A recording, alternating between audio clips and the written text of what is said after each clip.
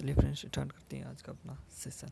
Friends मैं आपके सामने प्रोजेक्ट दिशा पर उपलब्ध भारतीय संविधान एवं राज्य व्यवस्था के जितने भी मॉडल टेस्ट पेपर है उन सब का विस्तृत व्याख्या के सामने प्रस्तुत करूंगा। ठीक है साथियों, अपने पहले मॉडल टेस्ट पेपर का पहला प्रश्न है, भारत की प्रथम महिला राज्यपाल, यानी कि भारत की प्रथम महिला राज्यपाल कौन थी?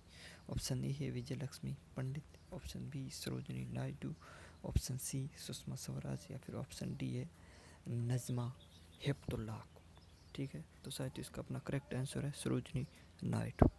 ठीक है, सरोजिनी नायडू का जन्म दिवस 13 फरवरी के अवसर पर राष्ट्रीय महिला दिवस मनाया जाता है और सरोजिनी नायडू भारत के सर्वप्रथम उत्तर प्रदेश राज्य की पहली महिला राज्यपाल बनी। ठीक है, अगला है, संसद द्वारा राष्ट्रीय संकट के अनुमोदन करने की समय सीमा क्या है? यानी कि संसद जो है वो राष्ट्रीय संकट का अनुमोदन कितने समय के लिए कर सकता है? ऑप्शन ए 1 मास के लिए, ऑप्शन बी 2 मास, ऑप्शन सी 3 मास या फिर ऑप्शन डी 6 मास के लिए।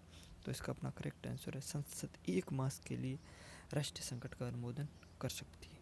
अगला है अपना, निम्न में से कौन सी आपातकालीन स्थिति की घोषणा राष्ट्रपति स्वयं कर सकता है? यानी कि ऐसी कौन सी आपातकालीन स्थिति है जिसकी घोषणा राष्ट्रपति स्वयं कर सकता है? ठीक है, ऑप्शन ए है बाह्य आक्रमण अथवा सशस्त्र विद्रोह के फलस्वरूप उत्पन्न होने वाली स्थिति के दौरान। ठीक है, ऑप्शन बी है राज्य में संवैधानिक व्यवस्था के विफल होने के फलस्वरूप उत्पन्न होने वाली स्थिति है, या फिर देश की आर्थिक व्यवस्था बिगड़ जाने अथवा उसकी शाखा को खतरा उत्पन्न होने की स्थिति में। ठीक है, तो इसका अपना करेक्ट आंसर होगा इनमें से कोई नहीं, क्योंकि फ्रेंड्स आपको ध्यान देने योग्य बात यह है कि राष्ट्रपति स्वयं अपने स्वविवेक से किसी प्रकार की आपातकाल की घोषणा नहीं कर सकता, बल्कि वह आपातकाल की घोषणा मंत्रिमंडल की सलाह पर ही करता है।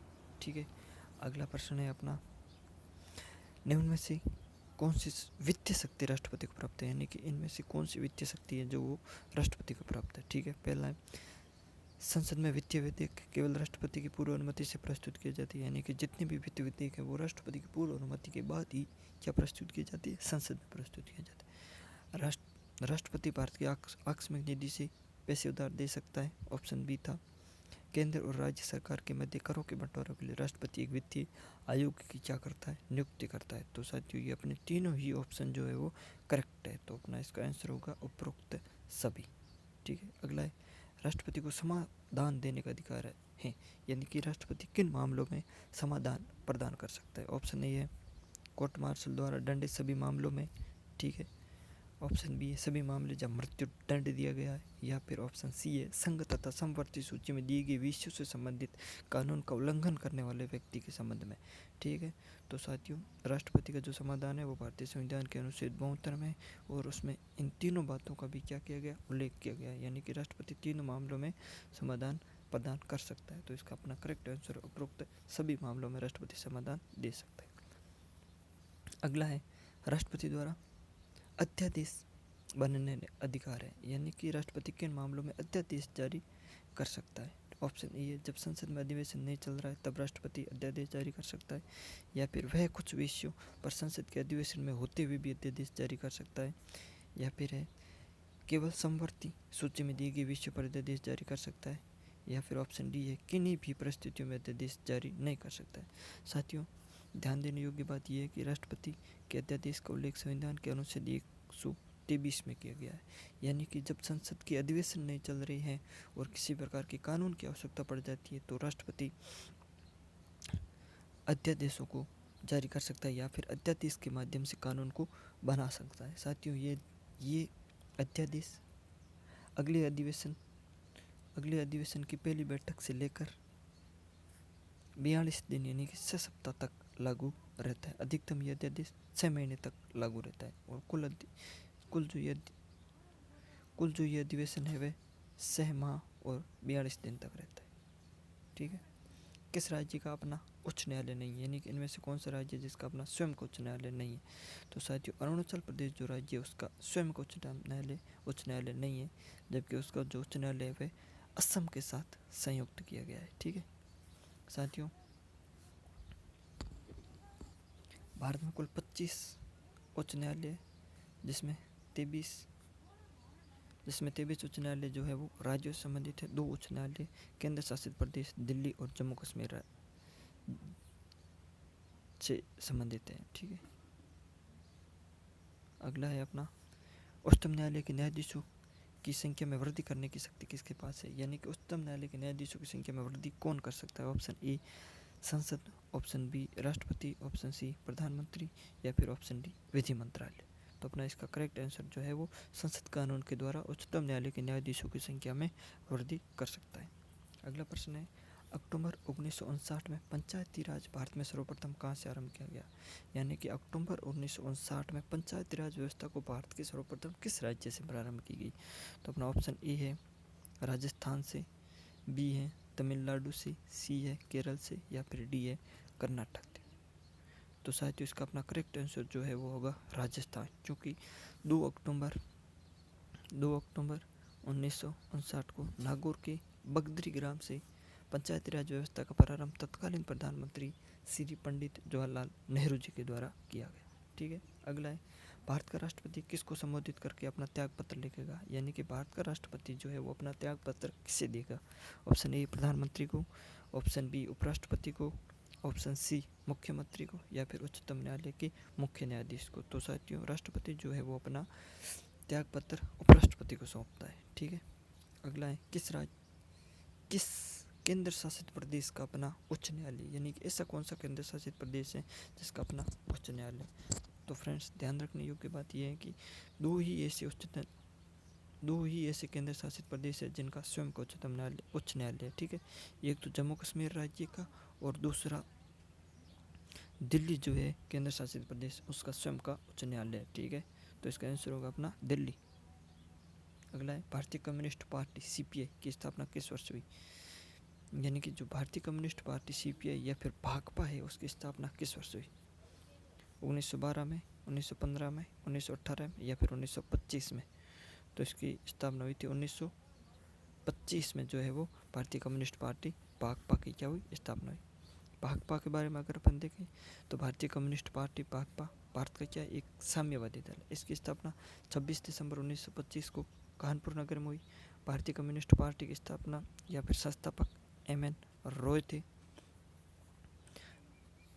1928 में कम्युनिस्ट इंटरनेशनल ने ही भारत में कम्युनिस्ट पार्टी की कार्यप्रणाली निश्चित की। ठीक है, भारत की सबसे पुरानी कम्युनिस्ट पार्टी कौन सी है, भारतीय कम्युनिस्ट पार्टी, और इसे राष्ट्रीय दल के रूप में भी मान्यता प्राप्त है।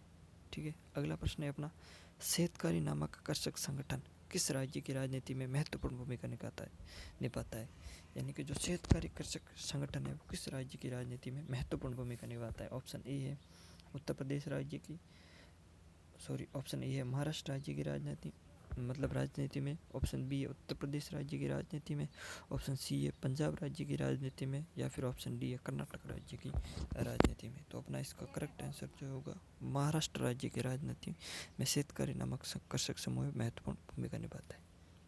अगला है किस संविधान संशोधन बिल के द्वारा वोट देने की आयु 21 वर्ष से घटाकर 18 वर्ष कर दी गई, यानी कि कौन से संविधान संशोधन के द्वारा मतदान की आयु 21 वर्ष से घटाकर 18 वर्ष कर दी।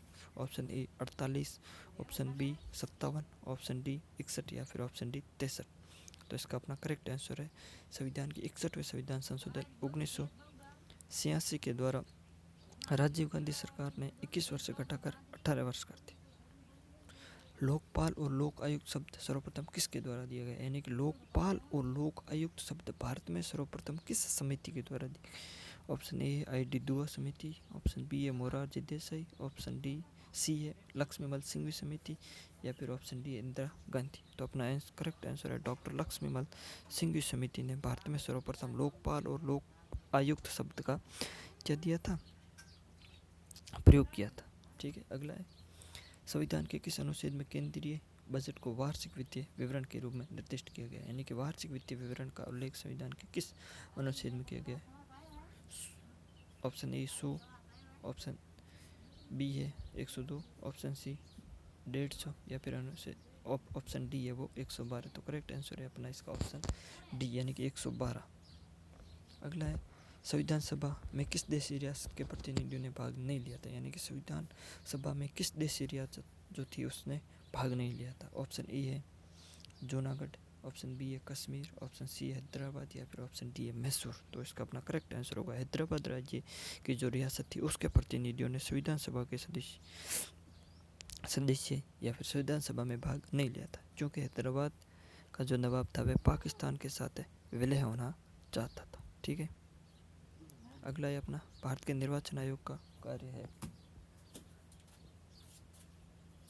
भारत के निर्वाचन आयोग का कार्य है संसद एवं राज्य विधानमंडल के सभी चुनाव को करवाता है, राष्ट्रपति उपराष्ट्रपति का चुनाव करवाना, निर्वाचन सूची तैयार करवाने, कार्य का निरीक्षण एवं निर्देशन व नियंत्रण करना। तो साथियों उपरोक्त सभी कार्य है वो भारत के निर्वाचन आयोग द्वारा किए जाते हैं। ठीक है, निम्न में से कौन सा विषय राज्य सूची का नहीं, यानी कि इनमें से कौन सा विषय वो राज्य सूची का नहीं है। तो ऑप्शन डी जो सीमा कर जो है वो भारत में राज्य सूची का विषय नहीं होकर संघ सूची का विषय है। पुलिस राज्य सूची का, न्याय राज्य सूची का और जेल भी क्या है राज्य सूची का विषय है, लेकिन ये जो सीमा कर है वो संघ सूची द्वारा है। ठीक है, भाषाई आधार पर बनने वाला प्रथम राज्य कौन सा था? Option A Madhya Pradesh, option B Maharashtra, option C Andhra Pradesh या ऑप्शन डी कर्नाटक। तो भाषाई आधार पर बनने वाला प्रथम राज्य 1953 में कर्नाटक बना। फ्रेंड्स, ये था अपना प्रोजेक्ट दिशारी का पहला मॉडल पेपर। ठीक है साथियों, नेक्स्ट वीडियो में मैं आपके सामने प्रोजेक्ट दिशारी पर भारतीय संविधान राज्य व्यवस्था के जितने भी मॉडल टेस्ट पेपर है उन सबको क्रमवार तरीके से आपके सामने प्रस्तुत करूँगा।